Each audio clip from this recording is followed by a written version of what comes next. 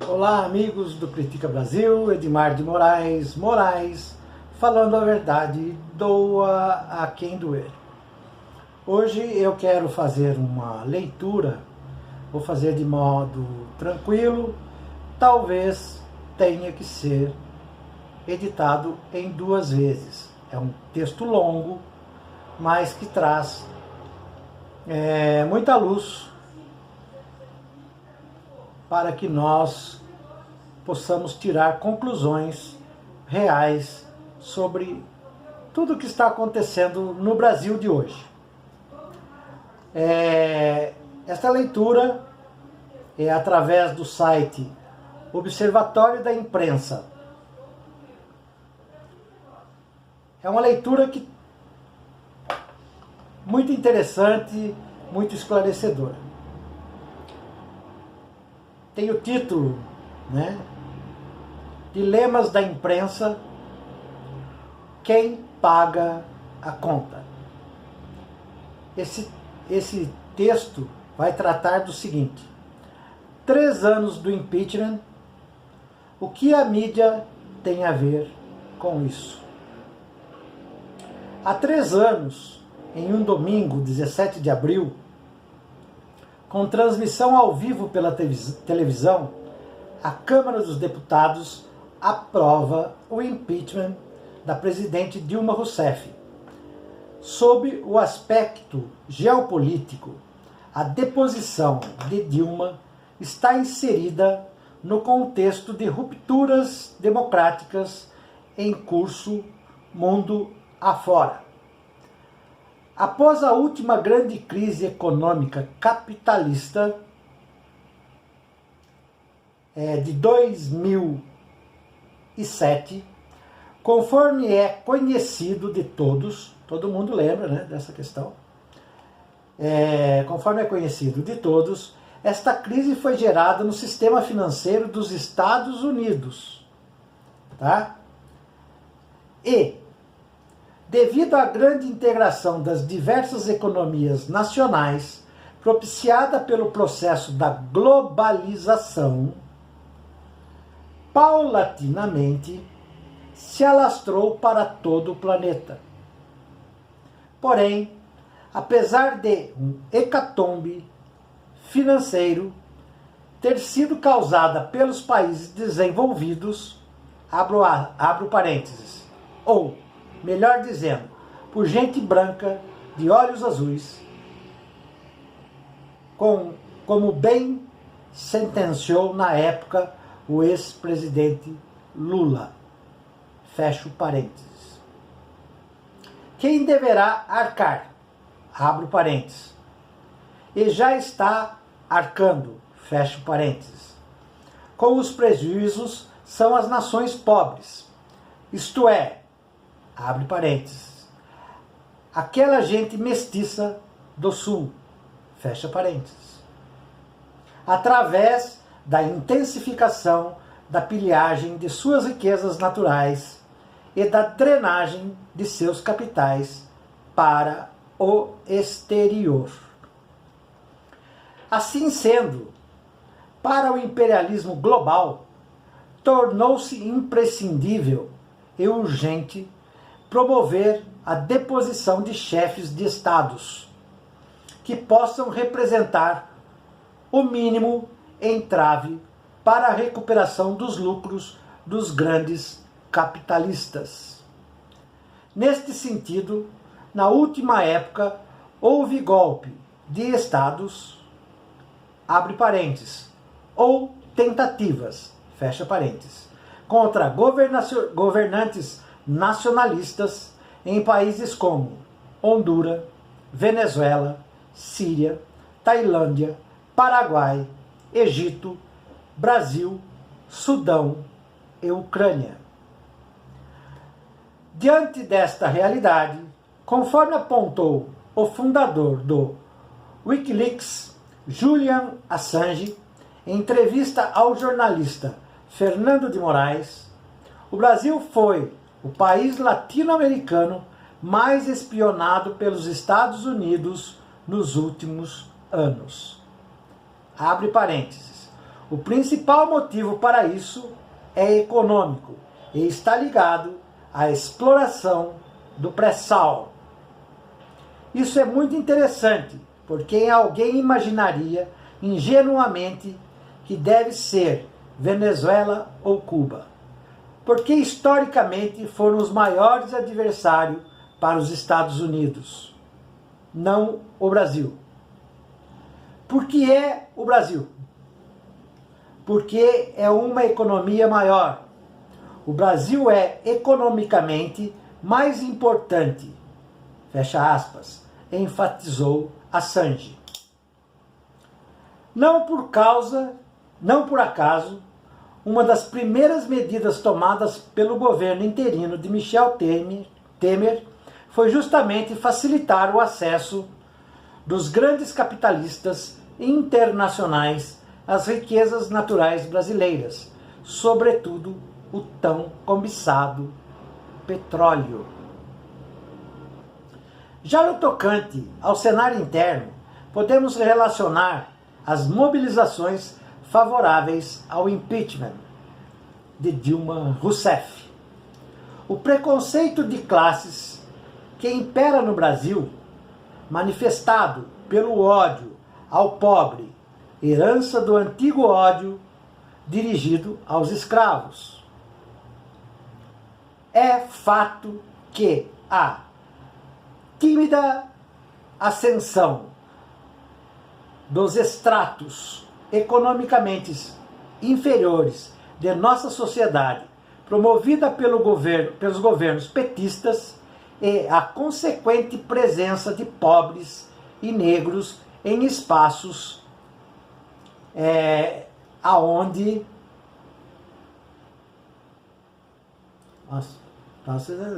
petistas negros, aonde outrora eram segregados, como aeroportos, shopping centers e universidades. Trouxe bastante incômodo para a classe média acostumada a legitimar sua posição na pirâmide social.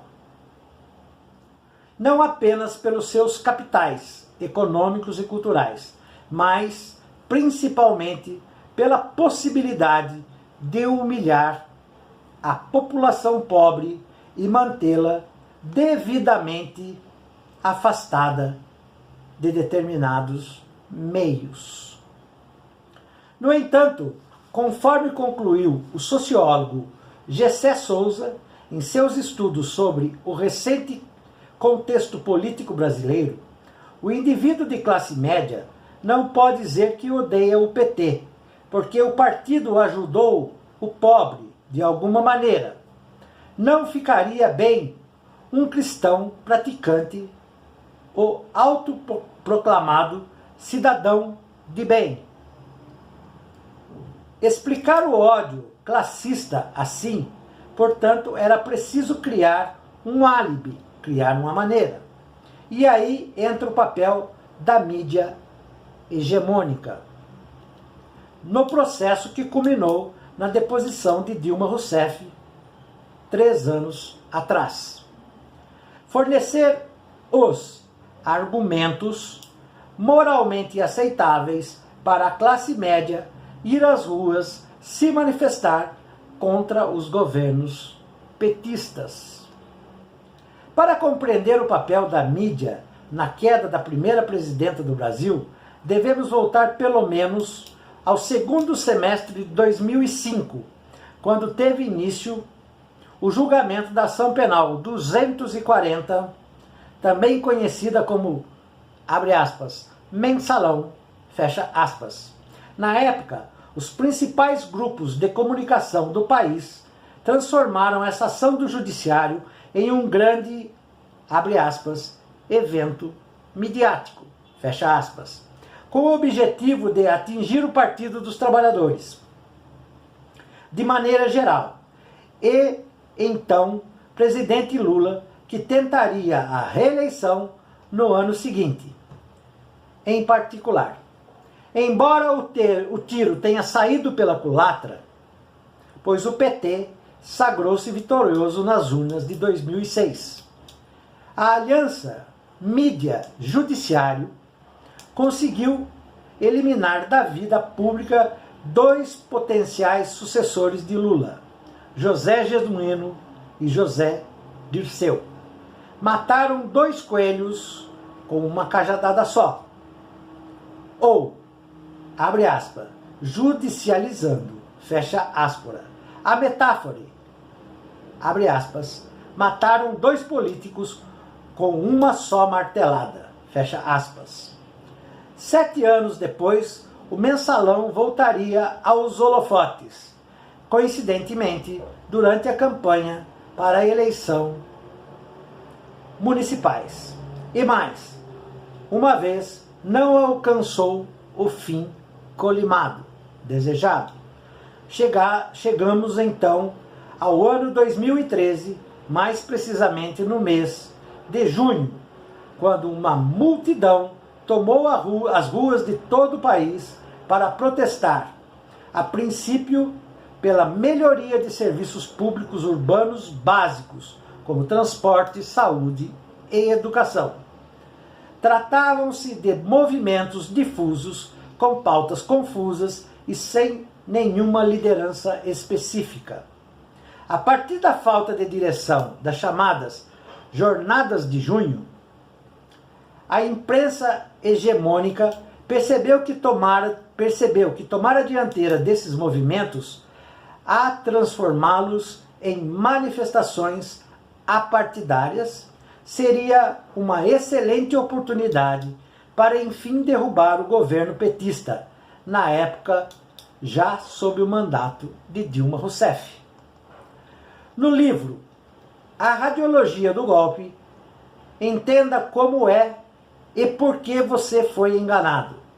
Gessé Souza relata como a mídia brasileira, notadamente o Jornal Nacional, se aproveitou da grande mobilização popular em todo o país para federalizar as manifestações que até então estavam centradas em questões municipais, direcionando a revolta popular para o governo Dilma Rousseff, tendo como base o velho e moralista discurso anticorrupção.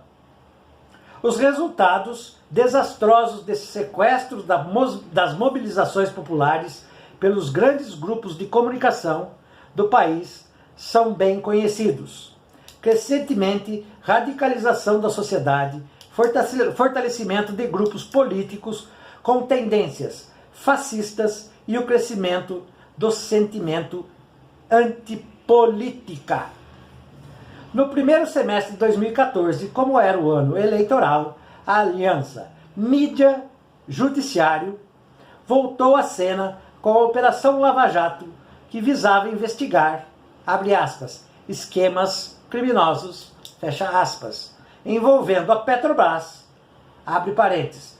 Também não seria mera coincidência lembrar da corrida dos países imperialistas pelas riquezas naturais da nação subdesenvolvidas, citada no início do artigo, fecha aspas.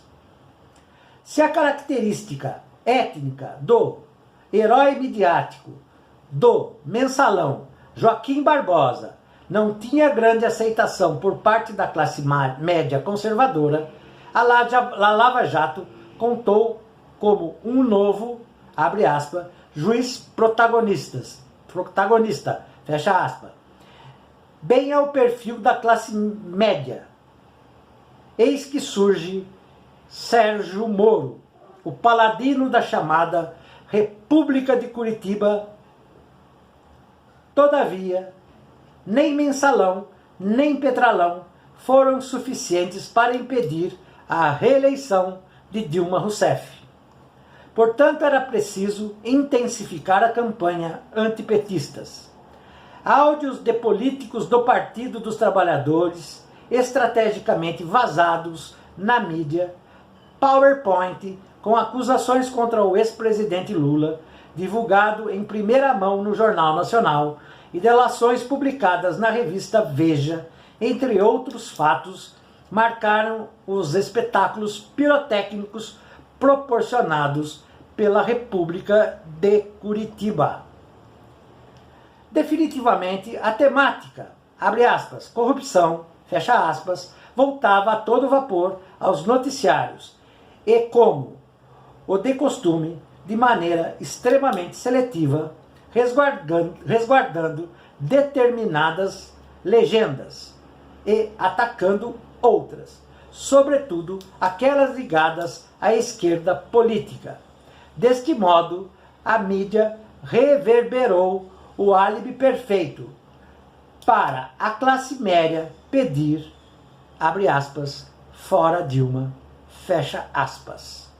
O ódio ao pobre e a repulsa às políticas sociais puderam, enfim, se esconder sob a cortina de fumaça da campanha contra a corrupção. Conforme a história nos mostra, toda a ruptura democrática que queira parecer minimamente legítima deve ter respaldo popular.